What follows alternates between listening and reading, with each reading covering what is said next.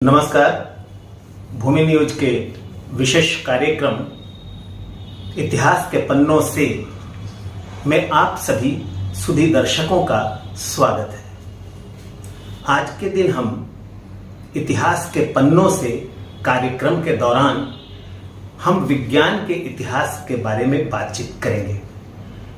बातचीत करने के लिए आज हमारे बीच उपस्थित हैं ज्ञान विज्ञान समिति कि पलामू इकाई के जिला सचिव अजय कुमार जी। अजय कुमार जी का हम हार्दिक अभिनंदन करते हैं और स्वागत करते हैं इस कार्यक्रम में। नमस्कार। नमस्कार।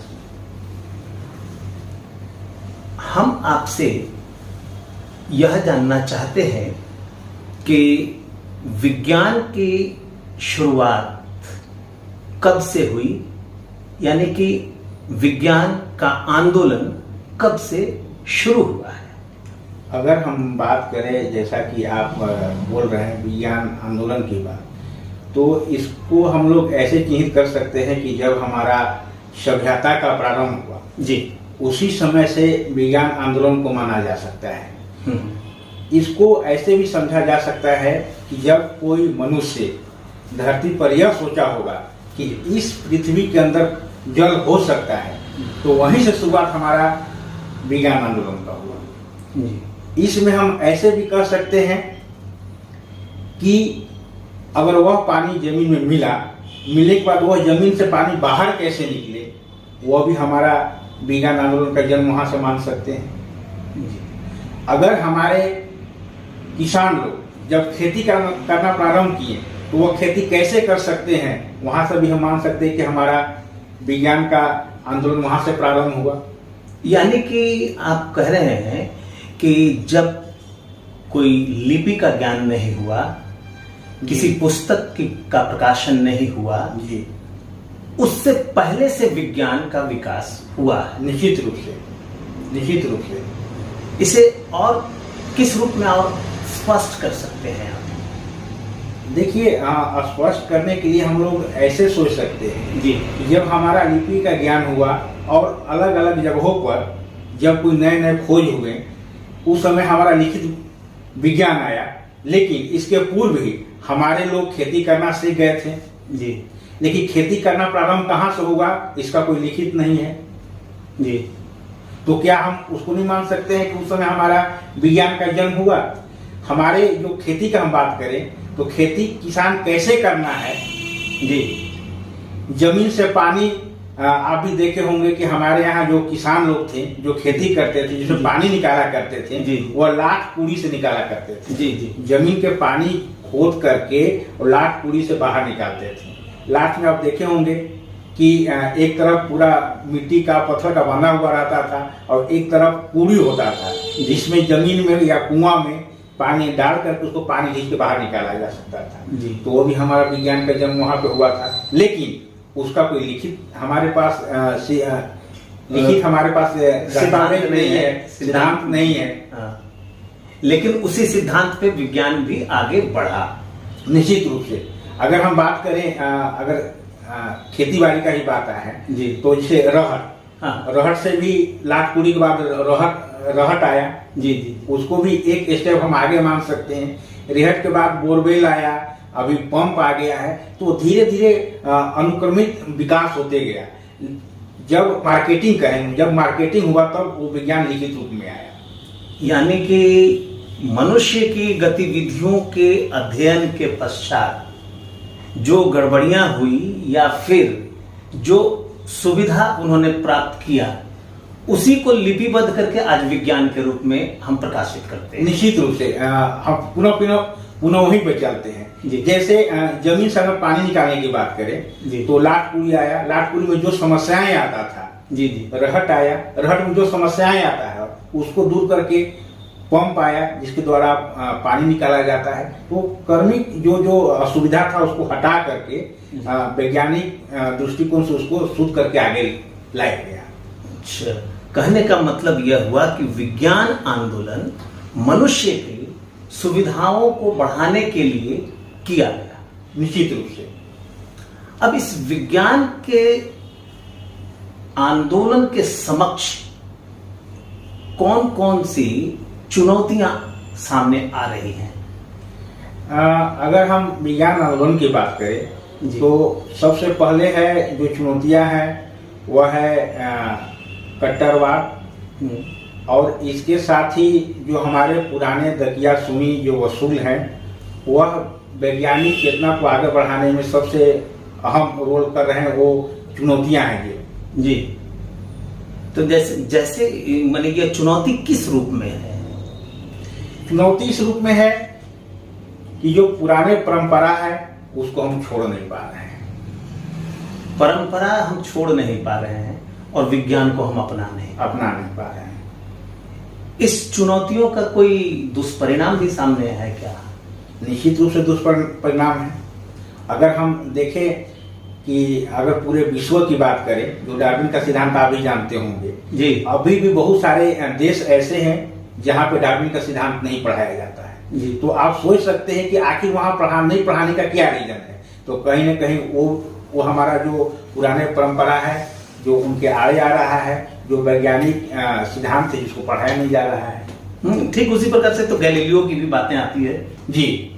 गैलीलियो को नजरबंद किया गया। निश्चित रूप से अगर हम गैलीलियो की बात करें तो उन्होंने कहा कि हमारी जो पृथ्वी है वह सूर्य का परिक्रमा करता है, लेकिन उस समय के जो लोग थे उन्होंने ये ऐसा सोचा कि अरे ये तो पागल है, पूरे लोगों को पकड़ा देगा, इसी कारण था कि उसको नजरबंद कर दिया गया। जी। लेकिन आज हम वर्तमान में देखें तो जो वैज्ञानिक सिद्ध हुआ है कि हमारी पृथ्वी जो है सूर्य की परिक्रमा करता है जी।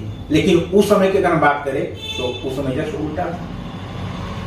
क्या आज भी ये चुनौतियां सामने है? हाँ, निश्चित रूप से है। आज भी वो तमाम जो चुनौतियां हैं जिसका सामना हम लोग समय समय पर करते हैं। अगर हम बात करें जहाँ पे हम रह रहे हैं, झारखंड की बात करें, तो आज भी हमारे यहाँ अंधविश्वास, डायन प्रथा हावी है। आज भी बहुत जगह ऐसा है जहाँ लोग यह सोचते हैं कि अगर हम बलि देंगे तो हमारे काम शुभ होंगे। यहाँ तक कि अगर झारखंड की बात करें बहुत सारी जगह ऐसा है जहाँ अभी भी नर बलि प्रथा का प्रचलन है। तो सोच सकते हैं कि जब हमारा देश 21वीं सदी में है और हम आज वही दकिया सूनी में फंसे हुए हैं कि सूरज अगर पूर्व में उगता है तो इसमें कोई धार्मिक कारण है, तो हम इसको एक तरीके से मान सकते हैं कि हमारे विज्ञान आंदोलन के सबसे बड़ी चुनौतियां यही सारे लोग हैं, यही सारे सिस्टम। आपने ठीक कहा ये कि झारखंड के अलावा और भी कई राज्य हैं जहाँ पे कि अंधविश्वास अभी चल रहे हैं। नहीं, वो तो अंधविश्वास तो पूरे देश में है जी। अगर दूसरे हम जगहों पे बात करें तो वह अंधविश्वास अलग अलग तरीके से है। हम लोग जहाँ पे हम ये चर्चा इसलिए किए कि हम लोग आए दिन अखबारों के माध्यम से यह देखा करते हैं कि अंधविश्वास में ला करके पूरे परिवार लोग आत्महत्या कर लिए। आत्महत्या इसलिए कर लिए, उनको विश्वास था कि हम लोग एक साथ अगर मरेंगे तो हमें स्वर्ग की प्राप्ति होगी। तो जब सोच सकते हैं कि आज भी लोगों के मन में यह विश्वास है कि हम लोग धर्म को अपना करके स्वर्ग प्राप्ति का, तो वो विज्ञान कैसे फले फूलेगा? सही बात है। तो आखिर इसका क्या इलाज है? इलाज की अगर हम बात करें तो हम लोग पुराने परंपरा को छोड़ नहीं पा रहे हैं और नए परंपरा की ओर बढ़ रहे हैं। तो हमें या कोई मनुष्य हो या सरकार हो, हमें ज्यादा से ज्यादा जो वैज्ञानिक तथ्य हैं उसको निकाल करके बाहर लाना होगा। जब तक आम आवाम में वैज्ञानिक चेतना नहीं जाएगा तब तक हम अंधविश्वास को नहीं छोड़ पाएंगे, और जब तक अंधविश्वास को नहीं छोड़ पाएंगे हम वैज्ञानिक चेतना को अपनाए बिना आगे नहीं बढ़ सकते। यही सवाल मैं आपसे कर रहा हूं कि चूंकि आप ज्ञान विज्ञान समिति के तहत विज्ञान का आंदोलन कर रहे हैं, और जब आंदोलन कर रहे हैं तो वैज्ञानिक चेतना किस रूप में हम विकसित करें समाज की? निश्चित रूप से अगर हम अपने ज्ञान विज्ञान समिति का जो बात किया तो अपने स्थापना काल से ही ज्ञान विज्ञान समिति के माध्यम से हम लोग जो ज्ञान की बातें हैं जो प्रयोगशाला से निकाल करके लोगों में लाने का काम कर रहे हैं।